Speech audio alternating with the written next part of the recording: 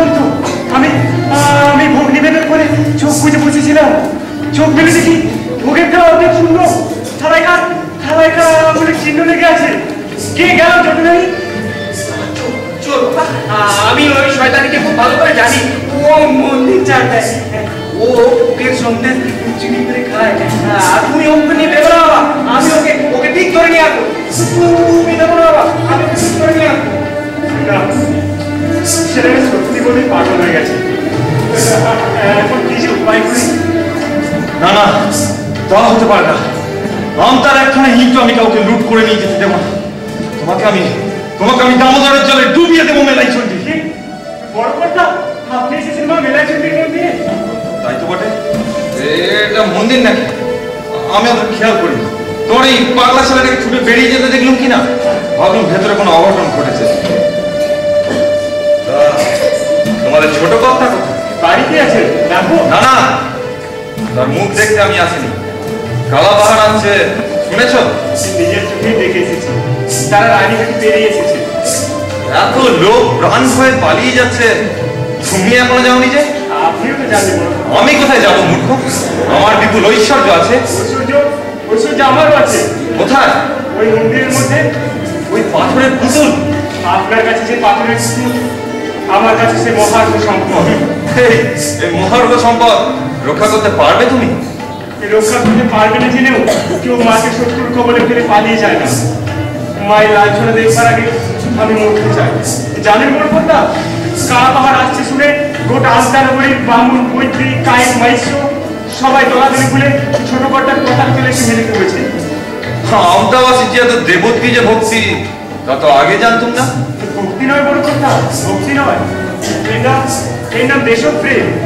এরা অনেকেই মাকে মা বলে মানে না, মনে করে একটা নিষ্প্রাণ পাষাণ মূর্তি। কিন্তু সে পাষাণ মূর্তি বলে কেন ওপরটা ছিনিয়ে নিয়ে যাবে? আপনার ইজ্জত রক্ষার জন্য সবাই এগিয়ে এলো, শুধু আপনি আর ওই ন্যায়রত্ন মশাই দূরে সরে রইলেন। আপনি আপনার ভাগ্য বিধাতা, আর ন্যায়রত্ন সমাজ প্রদীপের নিজেই নয়। অপরিণাম দোষ নির্বোধ।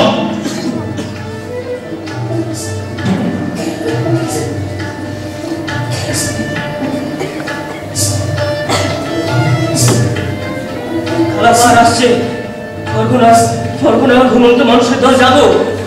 আজ যুক্তি তর্কের সময় নয়, দলগুলির সময় নয়। আমতার মান সম্ভ্রম বিপন্ন, আমতাবাসীর জীবন পত্রে টলায়মান। এসো আমাদের সমবেত শক্তি দিয়ে এই অনাচারিত সুর প্রতিরোধ করি। দেশের জন্য জীবন যদি যায়, সে জীবন সার্থক। তুই তো মা পাষাণ প্রতিভা মানুষ। আর যে যা বলে বলুক, আমি জানি তুই সে আদ্যা শক্তি মহাচণ্ডী। আর একবার 10খানা হাত বের করে রুখে দাঁড়াবে কিনা?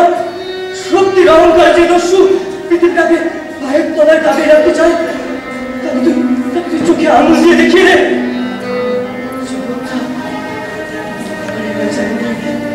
দেবতারা মনে শেষ হয়ে যায়নি। এবার তাহলে কালা পাহাড় মুখে রক্ত উঠে মরবে। দাদা এসেছো? হ্যাঁ, এই পথ দিয়ে যাচ্ছিলাম, তা দেবর ঠাকুর ডাকলে, ভাবলাম কথাটা শুনেই যাই। দাদা, কালা পাহাড় 10,000 সৈন্য নিয়ে আমতার দিকে এগিয়ে আসছে। এর ভবিষ্যৎবাণী তো আমি আগেই করেছি, তখন তুমি আমার কথা বিশ্বাস করো না। আজ বড় দেরি হয়ে গেছে। আজ ভয় পেয়ে পালিয়ে গেলেও কালা পাহাড় আর ফিরে যাবে না। ভয় পেয়ে পালিয়ে যাওয়ার কথা আমি মুখেও আনতে পারি না দাদা। তবে কি করতে চাও? মন্দিরটাকে ভেঙে বিগ্রহ চালাবে? এ মতলব ভালোই করেছে। ভাঙা মন্দির দেখে কালা পাহাড়ের অগ্রসর হবে না। তা তুমি যদি বলো, আমি বরং কথাটা কালা পাহাড়ের কাছে পৌঁছে দেওয়ার ব্যবস্থা করতে পারি। আমার অবশ্য এ ব্যাপারে মাথা গলাবার প্রয়োজন ছিল না, তবু সমগ্র আমতার মঙ্গলের কথা চিন্তা করে তোমার অনুরোধ আমায় রাখতে হচ্ছে। আমার কোনো অনুরোধ নেই দাদা, মা যেখানে আছেন সেখানেই থাকবেন। নিজের হাতে মায়ের মন্দিরে এক কোনা চুম্বনী বিধর্মী এসে মন্দির ভেঙে তোমার বিগ্রহ নিয়ে চলে যাবে, তাহলে তোমার মর্যাদা বাড়বে না? সন্তান তাকে গলা টিপে হত্যা করে? কে তাকে অনাবশ্যক আবর্জনা বলে ছুঁড়ে ফেলে দেয়? মানুষের মায়ের সঙ্গে এর কি কোনো তফাৎ আছে দাদা? চমচে দেখো, কি মায়া ভরা তো কিছু হোক আমার দিকে বিরল দৃষ্টিতে চেয়ে আছে। ও চোখ দুটো কি বলছে জানো? ওরে আমাকে তুই ত্যাগ করিসনি। ওরে না রে না, আমার মা, তুই আমার মেয়ে, প্রাণ থাকতেও তোকে আমি ত্যাগ করবো না। তবে তো মিটেই গেল। আমার কাছে যাওয়ার কি প্রয়োজন ছিল এ কথা বলবার জন্য? কালাপাড়া হয়তো একদিনের মধ্যে এসে পড়বে। আমার সম্ভব সামান্য সৈন্য আর দেশবাসীর সহানুভূতি যথেষ্ট। তোমার দেবীর শক্তি তো কম নয় কালাপাড়ার সৈন্যবাহিনী ধ্বংস করতে, তার এক পলক সময়ও লাগবে না। আমার কাছে নিশ্চয়ই তুমি সৈন্য সাহায্য চাও না? তাও চাইবে কেন? তোমার নিজের যখন ঐশী শক্তি আছে তখন আমার কাছে আর কিসের দরকার হবে? আছে দাদা, তোমার আশীর্বাদ। তাহা করবো বলছি, আশীর্বাদ করবো না? এমন অনুগত ভাই তুমি? দাদা, তুমি আমার ছেড়ে চলে যাও। আমার জন্য তোমার জন্য কোনো ক্ষতি না হয়। আর হয়তো আমার দেখা হবে না। শিবদের সঙ্গে মশুকের যুদ্ধ তো সবাই জানে। যদি আমি মরবে কেন? যদি আমি মরি, আমার শেষ অনুরোধ দাদা, ওই অভাগা মেয়েটাকে তুমি ঘরে নিও। আর কোনো কথা থাকে তো বলো। একটাই কথা ছিল আমার, তাই বলে যাচ্ছি। দাবি নয়, শুধু অনুরোধ। আশীর্বাদ করো দাদা, আশীর্বাদ করো। মরতে যেন ভয় না হয়।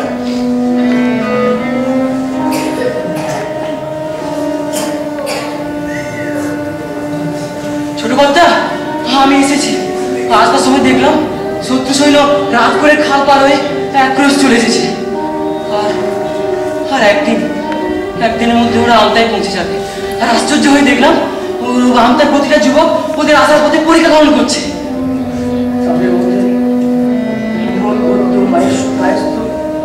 সবাই আছে না? কি করে সম্ভব হলো? দুদিন আগেও যাদের দলাদলি করে রক্তারক্তি করতে দেখেছি, কি তাদের এমন করে হাতে হাত মিলিয়ে দিলে? ওই বোবা পাষাণ মূর্তি ফাল্গুন, ওই বোবা পাষাণ মূর্তি। সবাই ওকে মা বলে জানে না, কিন্তু তারা বুঝতে শিখেছে আমি তার এক খণ্ড পাথর যদি অনাচারী দস্যু এসে লুটে নিয়ে যায় তাহলে সমগ্র আমি তার অপমান। তাই সমস্ত দিক থেকে দলে দলে লোক আসছে আমি তার মা ইজ্জতের প্রতি ওই পাথর খণ্ডের জন্য প্রাণ বিসর্জন দিতাম। গোটা দেশটাই কি মরবার জন্য খেপে উঠলো? বড় কর্তা, অভিবাদন গ্রহণ করুন। কোথা থেকে ছুটতে আসছে? ঘুষুর থেকে। কি বললেন রাজা রুদ্রনারায়ণ? শত্রু বলে অবজ্ঞা করেনি? অবজ্ঞা? এত এত এত সমাধান আমি মিত্রের কাছেও পাইনি। 5000 সৈন্য নিয়ে পরাজ খান আসছে কালা পাহাড়ের মোকাবেলা। যাও ফাল্গুনি, বিশ্রামের অবসর নেই। তোমার সৈন্যদের রণসাজে সাজিয়ে নিয়ে গিয়ে যাও। মনে রেখো, হিন্দুর সঙ্গে মুসলিমের যুদ্ধ নয়, দস্যুর সঙ্গে গৃহস্থের যুদ্ধ। ধর্ম তোমাদের ধর্ম। জয় মা বেলাই চণ্ডী, জয় মা, জয় মা। দাদা জয়, তুমি আমার কাছে চলে যাও। তা তো যেতেই হবে। তোমার জন্য তো আমি নিজে বিপন্ন হতে পারি না। আর তুমি যখন রাজা রুদ্রনারায়ণের সাহায্য পেয়েছো তখন আর ভাবনা কি আছে? এত বড় সহায় যা ভাই বন্ধু তার না থাকলে চলবে, কিন্তু যাক তুমি যা ভালো বোঝো তাই করো। দাদা, এরপরে তুমি বলবে মা মেলাই চণ্ডীকে বিসর্জন দিতে। আর কি সে সময় আছে রে? মেলাই চণ্ডী এখন আর বিগ্রহ নয়, সমগ্র তার মান সম্ভ্রম। মানুষ যদি হও প্রাণ দেবে, তবু মান দেবে না।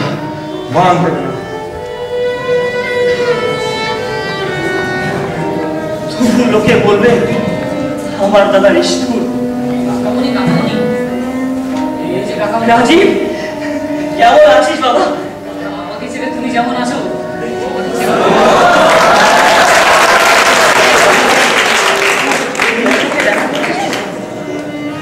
ওদের সঙ্গে দেখা হলে আমি আর যেতে পারবো। কোথায় যাবি?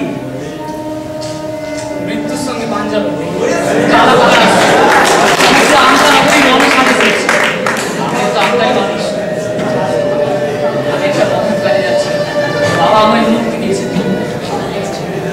তুমি আশীর্বাদ করো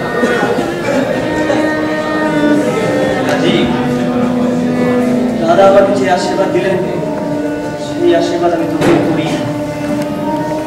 মানুষ যদি মানো প্রাণ দেবে কিন্তু মান দেবে না।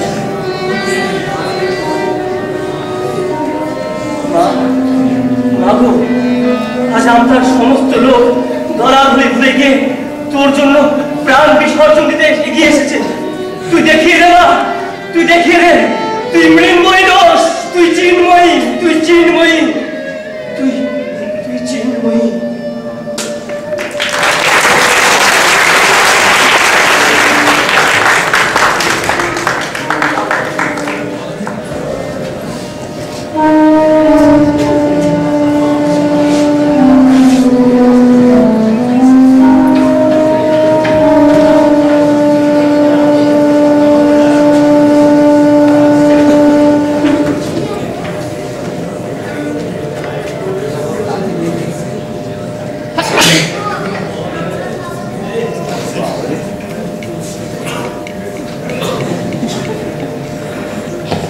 তুই কোথায় গেলি? তাই তো হুজুর। তাই তো হুজুর, তুই বেটা রাস্তা জানিস না? আমি জানি না, কে জানে? তুই কোন জায়গায় গাড়ি নিয়ে এলি? কোথায় বের করতে দরকার? ভুল হয়ে গেছে হুজুর, আসলে ঘরে চাল ছিল নি, ওই জন্য পেট ভরে তাড়ি খেয়েছি।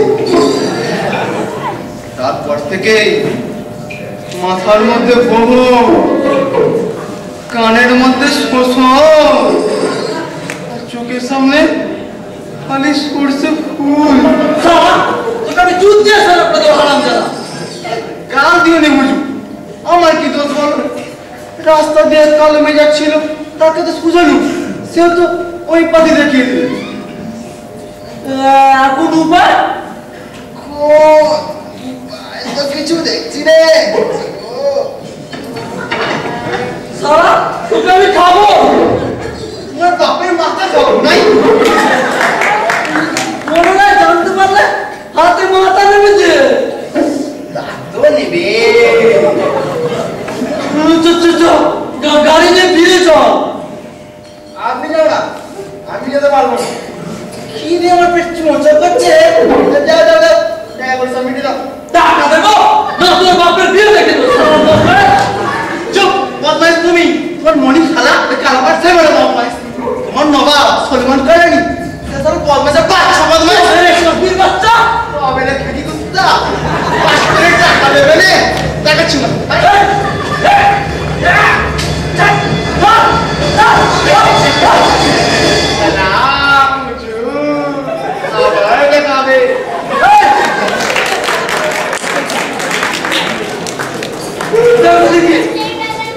এখন আমি কি করি? হাতে বিপক্ষণ তুলে গিয়ে বলো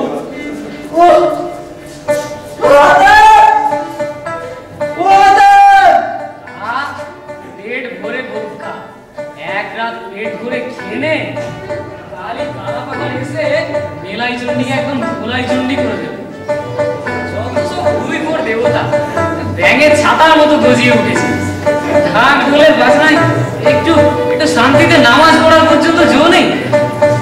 যা বলেছেন মিয়া, যেখানে পফেলি সেখানে ঠাকুর আর ঠাকুর। কারো হঠাৎ কারো 4টে মাথা কেউ ওই লাইনটা দাঁড়িয়ে আছে। আর বলো না মিয়া, এক মেলাই চণ্ডী আমতায় এসে ঠাই নিয়েছে। ঢাক ঢোলের বাজনায় একটু কান পাতবার পর্যন্ত জো নেই। তার উপরে আমার ওই পুজোর মাসিক চাঁদা, আর তাতেই কি মিশতে আছে নাকি? তোমার ঘরে একটা ডাগর পাঁঠা আছে, তাও মেলাই চণ্ডী। এই গাছে কচু হয়েছে, তাও মেলাই চণ্ডীর ভোগে।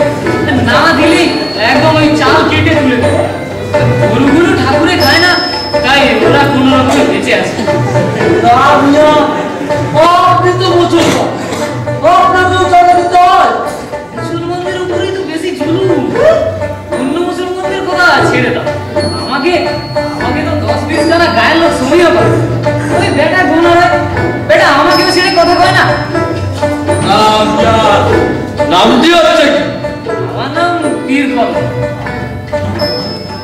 আপনি পিছনে ছিলাম ছিলাম ছিলাম ছিলাম তবে মতি হলো তা খড়ের গাড়ি হাটে এসেছে বুঝি তা বেশ করেছে কত দেশ বিদেশ থেকে আমাদের ওই খড়ের গাড়ি হাটে আসে আর ওই সব শশা তরমুজ সব বোঝাই করে চলে যায় এখন অবশ্য তরমুজের দিন নয় তবে তুমি অষ্টরম্বা নিয়ে যেতে পারো অষ্টরম্বা কি সে এক জাতের কেনা ওই হিন্দুরা বলে অর্ধচন্দ্র জিনিসটা খেয়েছো কি মরেছো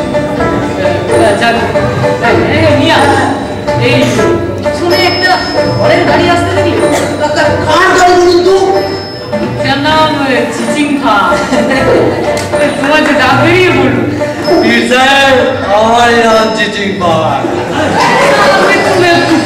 তোমার জন্য রাস্তায় এক ব্লক ধরে দাঁড়িয়ে আছি আমিও তো রাত বলতে তোমাকে খুঁজে পাচ্ছি মাল এনেছো এনেছি এনেছি কোথায় রাখবো আমি তো বলে দিয়েছি আমার দরগায় সব অস্ত্র শস্ত্র গোলা বারুদ রাখবে সেখান থেকে কামান থাকলে মন্দির ভাঙতে এক প্রহরও লাগবে না কোথায় আপনার দরগা ওই যে মন্দিরের ডান পাশে ওটা ফাঁকা মাঠ মিয়া মাঠ দেখছো তুমি ও তাই তো তুমি তো মিয়া খাঁটি মুসলমান নও কেন কেন আমায় যে পীর সাহেব বলে গেছে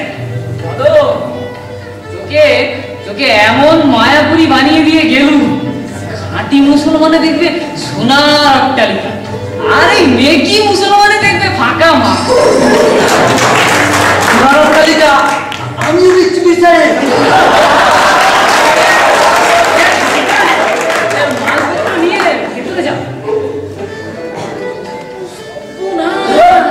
এটা গণপতিরাই আসছে যে তোমাকে চেনে নাকি তা চেনে বইছি সিকিমের আম বাগানের পেছনে গাড় গাড়া ওটা একদম খেপে আছে তোমায় দেখলে একদম ফোন করে দাম করে বসিয়ে আচ্ছা আচ্ছা মিয়া তাহলে আমি কালকার আসছি কিন্তু মিয়া ওই মালপত্র আরে মালপত্র যেখানে আছে থাক না ও জমেও ছুবে না তুমি বাবা আচ্ছা তাহলে আসছে